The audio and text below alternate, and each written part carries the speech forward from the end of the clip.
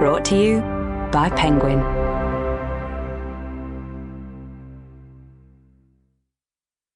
On the Edge. Written by Martin Keown and read by Martin Keown.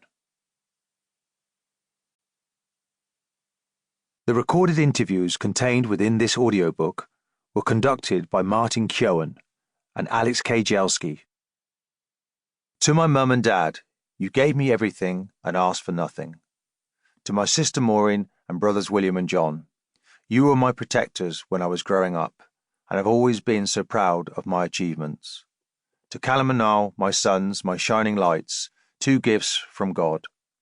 And of course to my darling wife Nicola, who simply means everything to me, my teenage sweetheart and best friend, who I still adore more than words can say.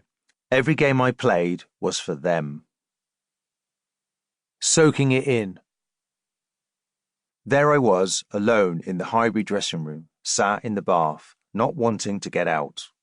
Because when I did, my time at Arsenal, perhaps even my career, was over. It's the 17th of May, 2004, the night of my testimonial match.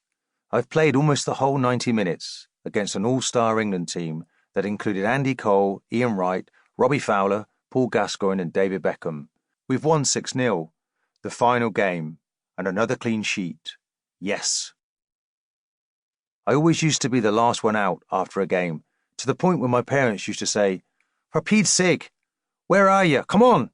as they waited for me, having watched everyone else head home. But I wanted to soak it up. As a young player coming through at Arsenal, I used to notice goalkeeper Pat Jennings soaking in a hot bath after a game. Centre-back David O'Leary did the same. I looked at them and how many games they'd played, and I thought, there must be something in it. Was it the bath itself, or just the relaxation? I don't know. So I took a page out of their book after every home game and sat and soaked. I was never in a rush to leave, because Highbury was my second home, a sacred, mystical place where we only got to be once or twice a week at best. "Friggin' hell, will you ever come out?" my dad used to say. I'd lie there and think, fantastic, 3 points, happy days. People would come in and out.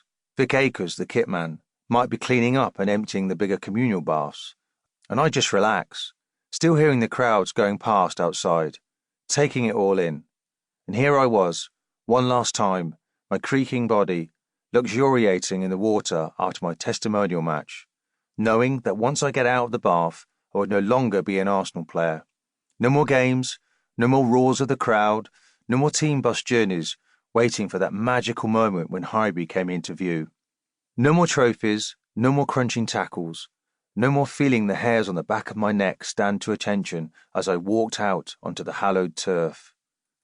As I lay there, I thought back to the hundreds of times I'd been in that dressing room over the years, the glorious victories, the humbling defeats, the anger or the sheepishness after a red card, the rousing team talks, the frustration at not feeling appreciated, the pride at keeping a clean sheet.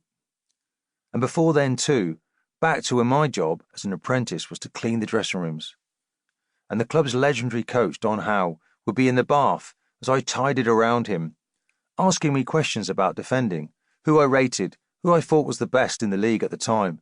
Terry Butcher, I said, and he agreed.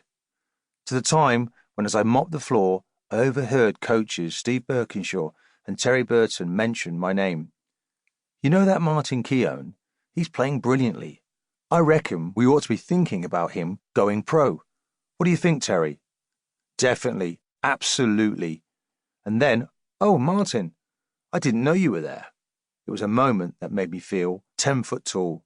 My future decided in the bath. At that moment, all those years ago, I could only dream of everything that I would go on to achieve.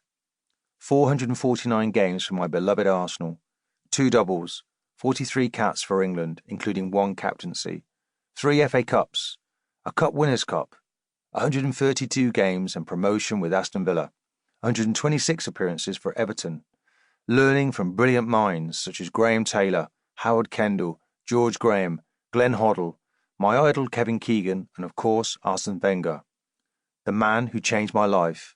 800 first-class professional games. Sample complete. Ready to continue?